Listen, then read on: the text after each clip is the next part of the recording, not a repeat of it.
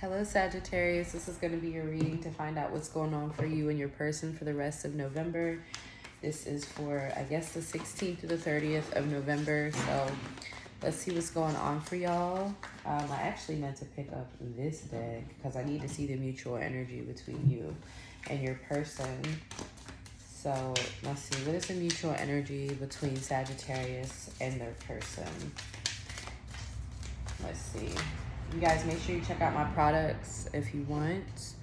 And you can also check out my website if you want to get a personal reading. So you have Saturn and you have the first quarter moon. So let me close this window. So with this going on, it feels like something significant is going to happen around the beginning of next month, or the beginning of the moon cycle of next month. First quarter moon. So we're already going towards a full moon right now. This could even be like something that occurred recently within the last couple weeks, or it's going to occur like a month from now, but like in the beginning of that moon cycle. So I don't know if that makes sense. I think it does. Okay, we're gonna go with it. It's very important. For some of you, it deals with a Capricorn. Okay. I don't know. Oh, I just got Danny Lee and the baby in my head. So I think she's a Sag in Western, and he's a Capricorn, I believe, in Western astrology. Oh yeah, speaking of that, if you guys want to get a chart reading from me, make sure you check out my website. All right, we have the High Priestess. So there's definitely a lack of communication coming from both sides here. This feels pretty serious with the Saturn energy here. Yeah, the Queen of Swords. So your person's not speaking. They're not communicating. They do expect there will be communication between the two of you, though, with the High Priestess. This person might even be into the occult. They might be in a fugus, if you believe in such things. We have the Two of Wands. Okay, so High Priestess, Two of Wands. Interesting. Your person's kind of 1 foot in and 1 foot out. For some of you, this is somebody who knows you two are going to be together in the future, but they're not ready to leave another person. That's for a very specific few of you there. It could be an Aries or a Leo. Because for that Sun card to come up, yeah, it's like this person already knows that you two have a strong connection and you're meant to be together with Saturn, but it's like you would make them mature. So for some of you, you have like Saturn, your Saturn might be in this person's first house. My supposed divine masculine, I have that placement for him, and it's like, it basically, Saturn in someone's first house, it makes that person really, when your Saturn is in your spouse's or your partner's first house, it makes them self-reflect a lot when they're around you. You're basically like Saturn to them. You know, you show up in their life like Saturn. So this person's going to think a lot more about how they affect the world, how people see them. Basically, they're going to want to mature, most likely, if they're not on their shit. Because a lot of you guys are going to be more mature than that person with Saturn, right?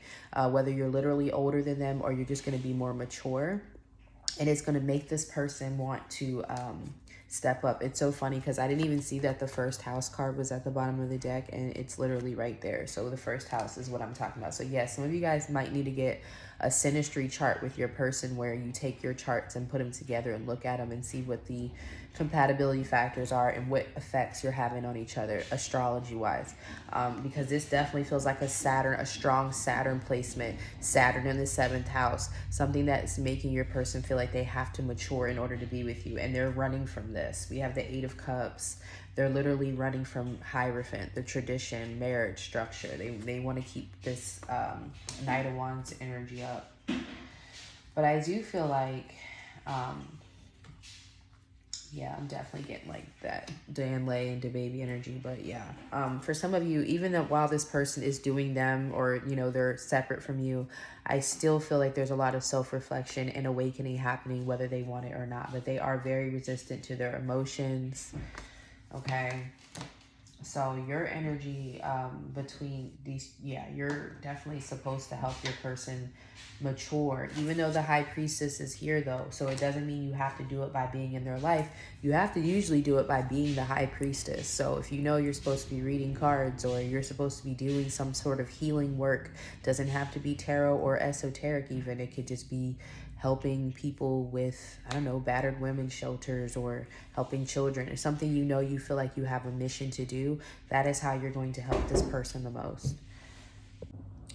So just make sure that you're doing your path, you're on your path, you're doing the things that you're supposed to be doing, the work that you're supposed to be doing to contribute to humanity. And the best way to find that out is by looking at your midhaven and your 10th house in your astrology chart, as well as your north node. So again, if you would like to get a sidereal chart with me, you can do that in the link below, because I feel like this is a group of people who really are dealing with some astrological things going on here. There's definitely some astrological components to this relationship, as well as spiritual.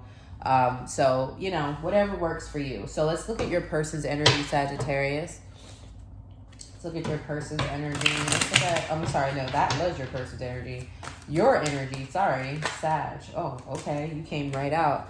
7 of Swords and the 4 of Wands. Interesting. And we have the moon. And you guys know when I see the sun and the moon, that's a big indicator for me. So we'll talk about that in the extended. I always talk about the sun and moon. So if you watch me long enough, you know when I get this sun and moon energy. But we'll talk about that in the extended. Your energy, Sagittarius, is the 7 of Swords and the 4 of Wands. You're running from this connection too. You're like, oh, that's what a soulmate is. That's what a divine counterpart is. That's what this is. It's that type of shit. Because you're Saturn to this person. So I feel like, not saying you look down at them, but you kind of are like, nah, that can't be my soulmate. Like, not acting like that. Not exhibiting those behaviors. So you're kind of running from this as well. 7 of Swords, 4 of Wands. You're trying to avoid this connection. So this is very interesting. I kind of feel like you're trying to avoid this person because of the lower vibe of it, like because it's low vibe, 7 of Swords. You might even feel like this person is married, or again, they do have this 2 of Wands energy, so you don't want to be a part of that. But interestingly enough, your person is avoiding the higher vibrational aspect of this connection. So I'm not going to say who's wrong or right, but I will say yours makes sense to me. This person is just a lack of accountability and maturity. But for this person, they're just like, nah, I can't have for you, Sagittarius. This is Sagittarius' energy, or you can flip it, whatever. I don't care. But Sagittarius, your energy is saying, you can't have a happy home with this person. You can't have a stable relationship with this person. Not the way that they're showing up. You do have a lot of feelings for this person. I told you, for some of you, I told y'all, I'm sorry. I'm not trying to read them, but I'm getting that energy. I'm getting the Capricorn Sag thing in this reading. I knew I wasn't crazy. Devil, King of Pentacles, and the moon. You feel very connected to this person, but you feel like there's a toxicity about them. They could be another fire sign. Okay, some of you are going to be like, no, it's the Sagittarius. Sure, there could be a married Sagittarius watching this, or you're watching for a married Sagittarius. Remember, I said flip the energies. I'm seeing Leo here too. Gemini, Aries, Pisces, Cancer, Aquarius. Yeah, you love this person, but you feel like they're toxic. And I feel like you might even be, I don't want to say you're ashamed. Danny Lay is ashamed. I hope I'm saying that girl's name right, but I bet you she's ashamed to say that she loves the baby.